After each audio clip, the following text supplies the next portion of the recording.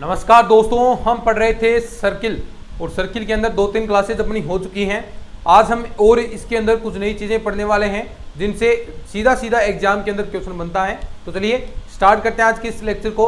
इसके नोट्स हैं वो टेलीग्राम चैनल पर आपको मिल जाएंगे, क्लास वाइज मिल रहे हैं और फिर एक साथ भी मैं उनको अपलोड कर दूंगा ताकि आप आसानी से प्रिंट आउट निकलवा सकें। ठीक है, तो चलिए शुरू करते हैं। आगे आता है टॉपिक का नाम स्पर्शी युग्म का समीकरण। स्पर्शी युग्म का समीकरण, और इसके बारे में हम पहले ही बात कर चुके हैं जब मैंने आपको कुछ समीकरण बताए थे कि ये आपको याद रखने हैं। स्पर्शी युग्म का समीकरण, पेयर ऑफ टेंजेंट लिख सकते हैं आप इंग्लिश के अंदर, पेयर ऑफ टेंजेंट। देखिए कैसे होगा, ये आपके पास सर्किल है, हम बात कर चुके हैं इसके बारे में। ये आपका बाह्य कोई बिंदु है, यहाँ से मान लीजिए ये कोई स्पर्श रेखा इस पर वृत्त पर है और यहाँ से ऐसे कोई स्पर्श रेखा है। तो ये क्या हो गया, देखो दो आपकी स्पर्शी युग्म हो गए ना, एक ये रेखा होगी और एक ये रेखा होगी, और ये जो बिंदु है जिनसे आपका ये दोनों स्पर्श रेखाएं वृत्त पर गुजर रही हैं, वृत्त को स्पर्श कर रही हैं, ये कह सकते हैं। मैंने आपको स्पर्शी युग्म का समीकरण सीधा सीधा बताया था कि आपको याद रखना है क्या कि S1 बराबर टी स्क्वेयर, और इनके बारे में आप जानते हैं टी स्क्वेयर, इनके बारे में आप जानते हैं कि किसका मतलब क्या होता है। ये तो सीधा वृत्त का समीकरण हो गया। ये इसके अंदर जो बिंदु देर का है x1, y1, ये जो आप वृत्त का समीकरण है उसके अंदर पुट कर देंगे तो आपको रिजल्ट मिल जाएगा। फिर उसके बाद टी स्क्वेयर की बात करें आप, एक मिनट भाई थोड़ा, अब ठीक है। टी स्क्वेयर की बात करें आप तो टी स्क्वेयर के अंदर मैंने आपको बताया था कि जो एक्स स्क्वेयर का पद है वहां पर एक्स x1 लिखना है और वाई स्क्वेयर की जगह वाई y1 रखना है, और जो आपके x का एक अकेला पद आएगा x का, वहां पर 1/2 x प्लस x1 और 1/2 y प्लस y1 कहाँ y की जगह। तो ये सारी चीजें आप जानते हैं। अब सीधा क्वेश्चन हम करेंगे, सारी चीजें समझ में आ गई। स्पर्शी युग्म का समीकरण भी आपको पता चल गया कि क्या होता है, S1 बराबर टी स्क्वेयर। बस फॉर्मूले याद रख लेना, कहीं भी दिक्कत नहीं आएगी, ये मैं गारंटी के साथ कह सकता हूँ। और फॉर्मूले थोड़ा सा हाईलाइट कर लेना भी थोड़े से, क्योंकि लास्ट में आप पढ़ें या तो फिर जैसे टॉपिक कंप्लीट हो तो उसके बाद में सारे जितने भी फॉर्मूले बनते हैं 1-2 पेज के अंदर वो लिख लो, क्योंकि अंतिम समय में रिवीजन करेंगे तो ये फॉर्मूले ही आपको याद करने हैं, क्वेश्चन वगैरह नहीं निकालने। क्यों? क्योंकि देखिए फॉर्मूले याद है तो क्वेश्चन आप ऑटोमेटिक निकालोगे। कैसे निकालोगे देखो, अभी हम बात करते हैं, या कह सकते हैं इसे टॉपिक को नाम देखो, दो स्पर्श रेखा है, स्पर्श रेखा का संयुक्त समीकरण, ये भी आप कह सकते हैं स्पर्श रेखा का संयुक्त समीकरण, ये भी आप कह सकते हैं इस चीज को, ये स्पर्श रेखा का संयुक्त समीकरण। अब हम बात करते हैं क्वेश्चन की। ठीक है, चलिए बस टॉपिक में कहीं दिक्कत नहीं आएगी आपको।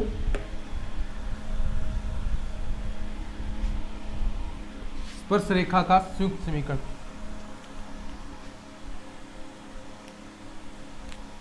देखिए क्वेश्चन इस प्रकार है कुछ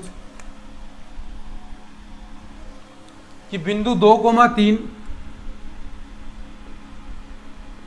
बिंदु 2,3 के सापेक्ष वृत्त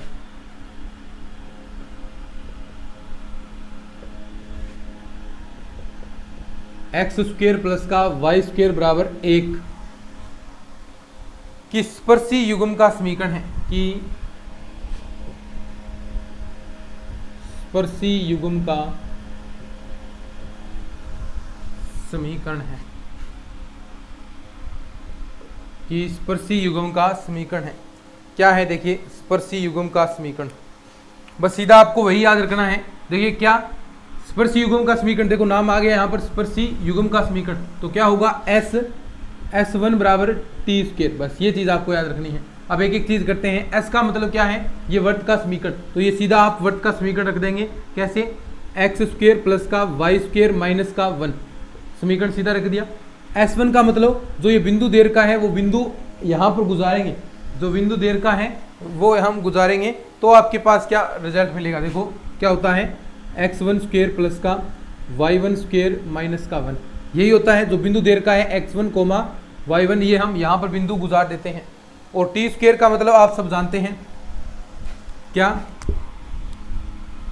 देखो टी स्क्वायर का मतलब यानी एक्स x1 इस रूप में इसे कन्वर्ट करना है, प्लस का y1 इस रूप में कन्वर्ट करना है।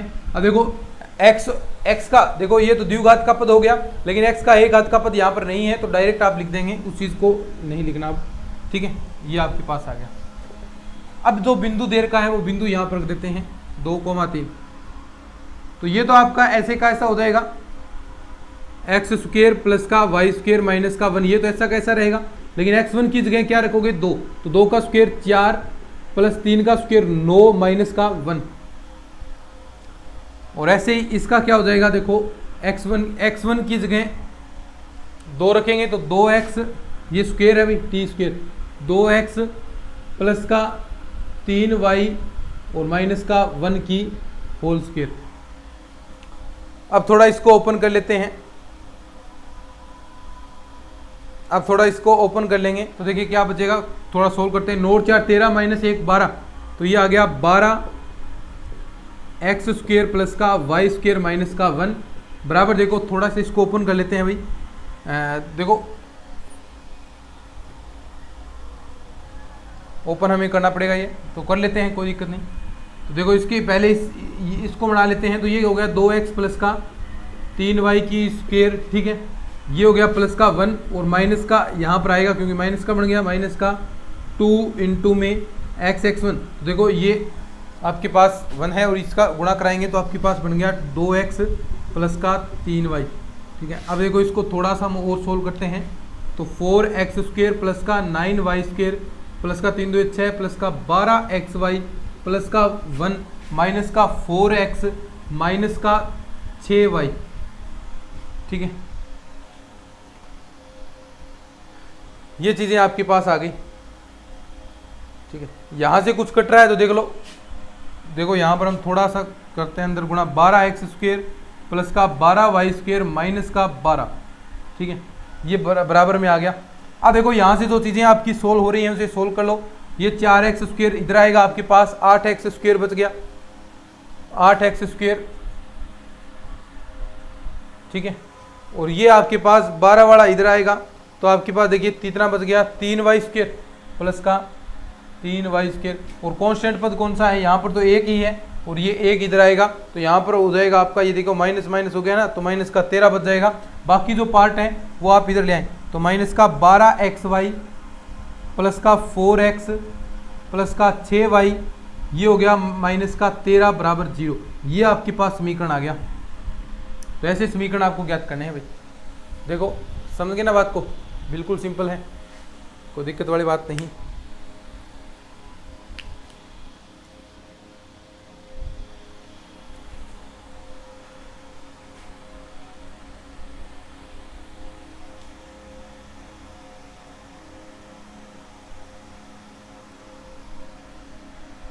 अब देखो किसी बिंदु पर खींची गई स्पर्श रेखाओं के मध्य कोण की बात हम करें तो आप ऐसे भी कोण ज्ञात कर सकते हैं।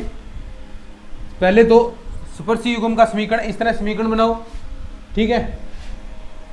यानी स्पर्शी युग्म जो आपके पास रेखाएं आएंगी,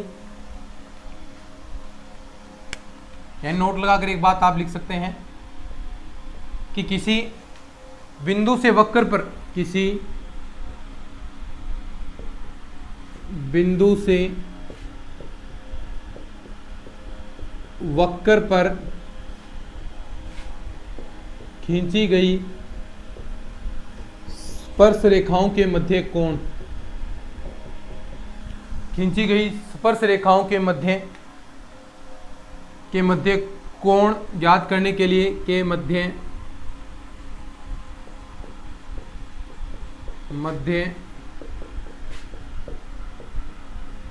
कोण ज्ञात करने के लिए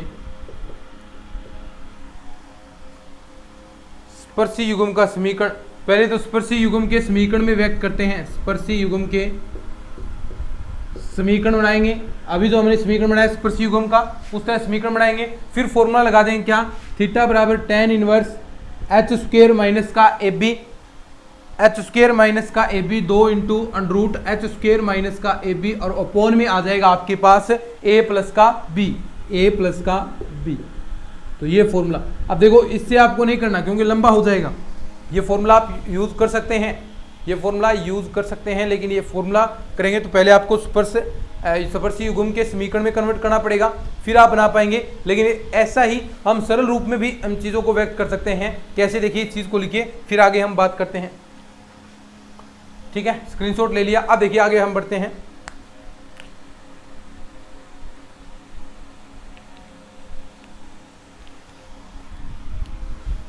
बिल्कुल सिंपल है वही चीजें।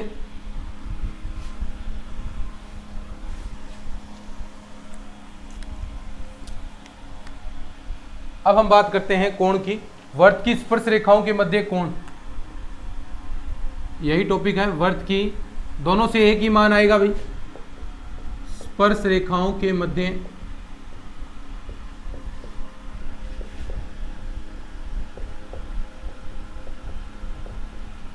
वर्त की स्पर्श रेखाओं के मध्य कोण। ठीक है, इसके बारे में हम बात करते हैं। वेरी सिंपल है, कोई दिक्कत वाली बात नहीं। वर्त की स्पर्श रेखाओं के मध्य कोण की हम बात कर रहे हैं। तो देखो ये आपके पास है वर्त, ठीक है, यहां पर है आपकी स्पर्श रेखा। ठीक है, ये देखो ये इस प्रकार टच कर रही है, एक यहां से आपकी इस प्रकार ये टच कर रही है। ठीक है, ये बिंदु आप P मान लीजिए। ठीक है, और ये आपका सेंटर पॉइंट हो गया, यहां पर मान लीजिए सेंटर पॉइंट है। ठीक, अब देखो ये एंगल आपको ज्ञात करना है, ये एंगल। अब देखो इस कैसे हम ज्ञात कर सकते हैं, अगर मैं यहां से इस चीज को मिला देता हूं, देखिएगा बिल्कुल बराबर भागों में बांटेगा। ये एंगल मैंने थीटा मान लिया, तो ये भी क्या होगा, थीटा होगा। यहां से अगर मैं देखो स्पर्श रेखा पर, स्पर्श रेखा देखो केंद्र से स्पर्श रेखा पर खींची गई दूरी क्या होती है, स्पर्श रेखा पर लंब होती है। तो यानी यहां पर एंगल कितना बनेगा, 90 डिग्री का। अब ये चीज आपको पता है क्या है, ये वर्त की त्रिज्या, तो ये r हो गया। समझे बात को। अब ये आप जानते हैं बिंदु से वर्त पर खींची गई स्पर्श रेखा की लंबाई कितनी होती है, √S1। अगर याद है भाई, फॉर्मूले याद करो, मैंने फॉर्मूले एक एक चीज आपको अच्छे से याद कराई है। फॉर्मूले याद है तो ही आप आगे बढ़ पाएंगे। तो √S1 ये इसकी लंबाई है। अब मैं एक ये निकाल लेता हूं और 2 से देखो वैसे मल्टीप्लीकेशन हो जाएगा, 2 थीटा कर देंगे, यानी थीटा है फिर से 2, एक थीटा का गया तो 2 थीटा कर देंगे तो ऑटोमेटिक आपके पास मान आ जाएगा। कैसे आएगा, देखो सामने वाली भुजा क्या होगी, लंब होगी। ये क्या है, आधार है, ये कर्ण है ये। तो सामने वाली भुजा लंब बटा आधार में संबंध होता है tan का। तो tan थीटा बराबर लंब बटा आधार √R/S1, R अपॉन में √S1। तो यहां से थीटा की वैल्यू आप बता सकते हैं मुझे कितनी आएगी, शाबाश, tan इनवर्स R बटा √S1। ये तो आ गई थीटा की वैल्यू। क्या ये सिर्फ ये इतना कोण आया है, हमें ये भी तो निकालना है, ये भी तो निकालना है। तो देखो स्पर्श रेखाओं के मध्य कोण कितना हो जाएगा, स्पर्श रेखाओं के मध्य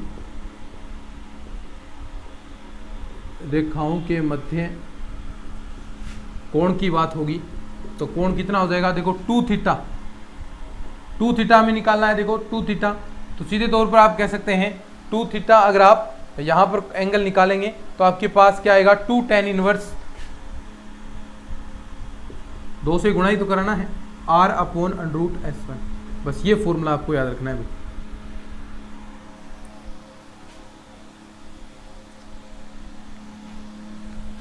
ये फॉर्मूला याद रखना है, समझे बात को। 2 थीटा बराबर 2 tan inverse R upon √S1। बस सिंपल सा फॉर्मूला है। अब देखो क्वेश्चन करते हैं ऐसे ही।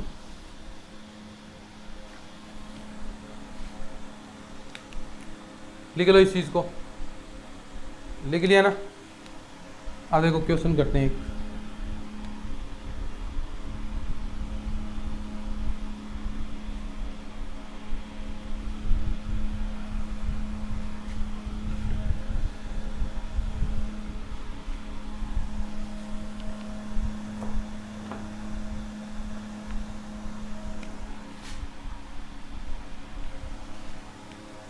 क्वेश्चन है इस प्रकार कि वर्त दिया है आपको, वर्त x - 7 की स्क्वायर प्लस y + 1 की स्क्वायर बराबर है 25 पर मूल बिंदु से खींची गई स्पर्श रेखाओं के मध्य पर मूल बिंदु से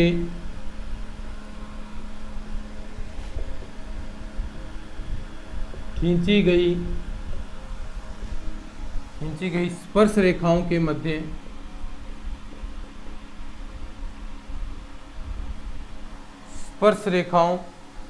मध्य कोण आपको ज्ञात करना है।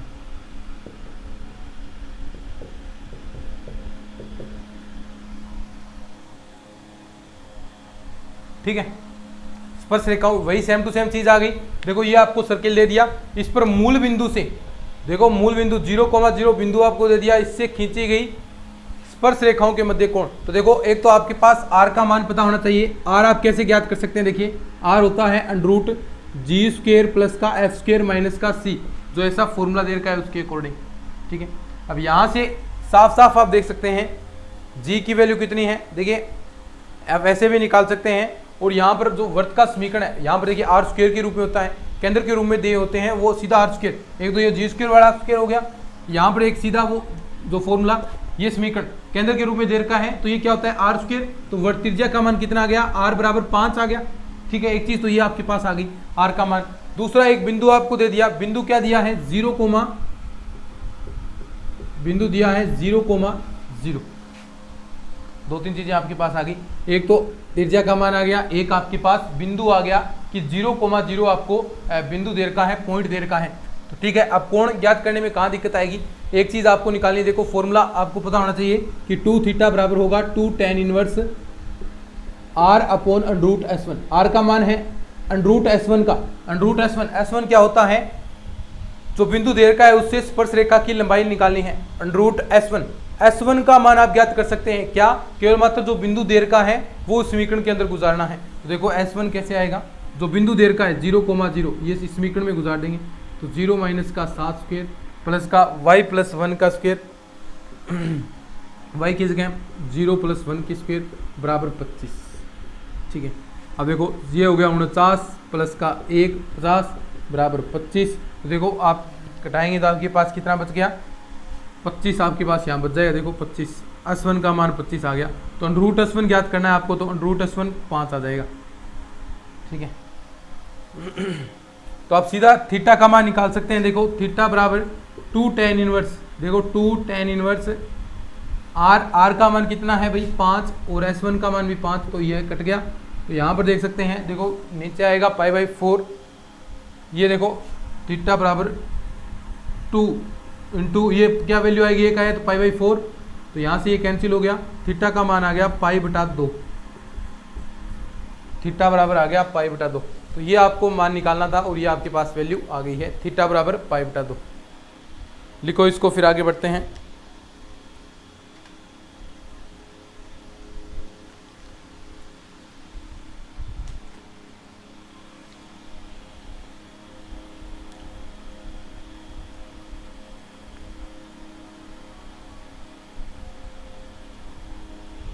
ठीक है, आगे आता है ध्रुवी का समीकरण। देखो छोटे छोटे टॉपिक रहे हैं, फटाफट उनको करते हैं, नेक्स्ट क्लास के अंदर पूरा हम कंप्लीट कर लेंगे इस चीज को। छोटे छोटे टॉपिक बचे हैं भैया अब आपके।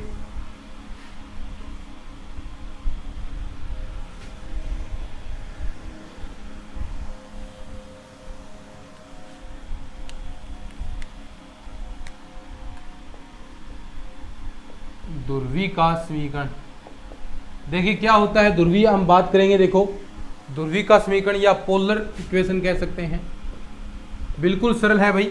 मान लीजिए ये आपके पास कोई सर्किल है, थोड़ा सा ध्यान से देखना है, ज़्यादा देखने की जरूरत नहीं है।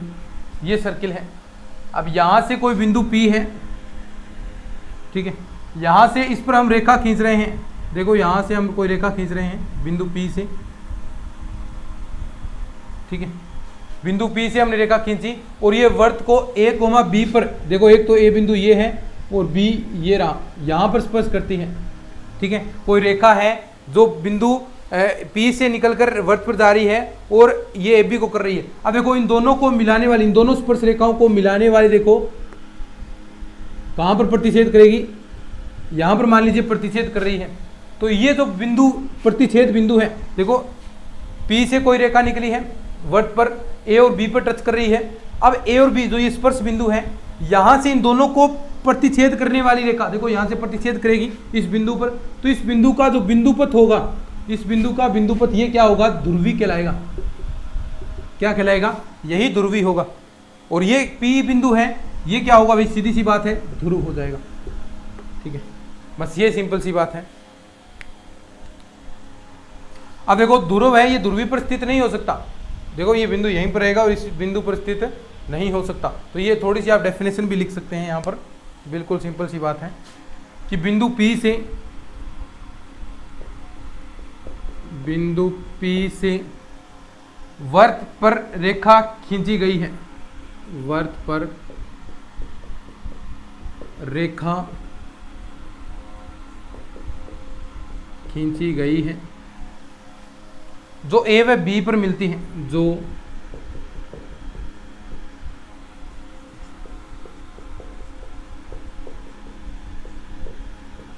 A व B पर मिलती हैं, तब A व B पर खींची गई स्पर्श रेखाओं के, तब A व B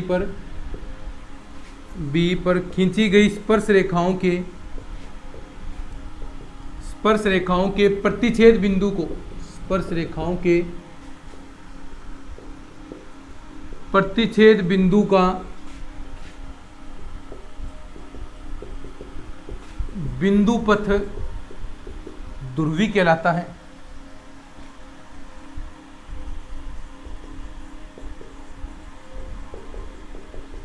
एक नोट लगा कर लाइन भी लिख सकते हैं आप, क्या कि ध्रुव ध्रुवी पर स्थित नहीं होता है, ध्रुव ध्रुवी पर स्थित नहीं होता है। ये तो हो गई आपकी ध्रुवी। और ध्रुवी का समीकरण मैंने आपको बता दिया था, सीधे तौर पर याद रखना है। ध्रुवी का समीकरण क्या था, T बराबर 0। ध्रुवी का समीकरण मैंने आपको पहले बता दिया था। ध्रुवी का समीकरण, एक साथ कुछ समीकरण करवाए थे आपको मैंने, T बराबर 0। बस ये इतना ध्यान रखना है। अब देखो क्वेश्चन करते हैं।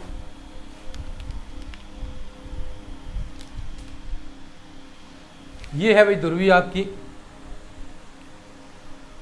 ठीक है। क्वेश्चन कर लेते हैं, फिर उसके बाद में नेक्स्ट क्लास के अंदर चीज़ें कर लेंगे सारी अपनी। एक क्वेश्चन कर लेते हैं।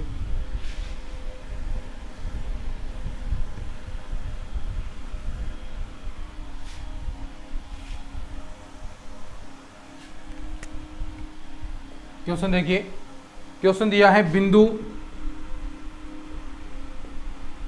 2,3 की वर्त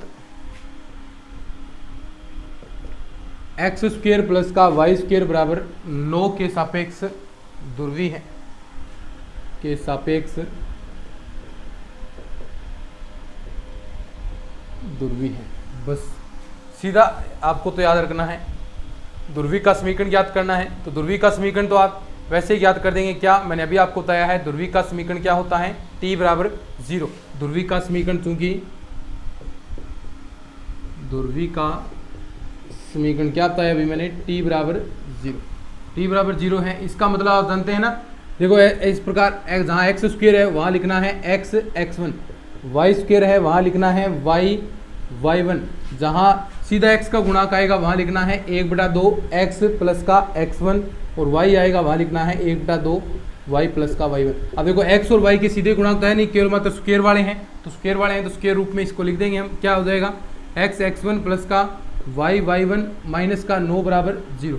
अब जो बिंदु दे रखे हैं, देखो x1 का मतलब जो बिंदु दे रखा है वो इसमें गुजार देंगे। तो 2,3 बिंदु समीकरण 1 में गुजारने पर, समीकरण 1 में गुजारने पर, ठीक है।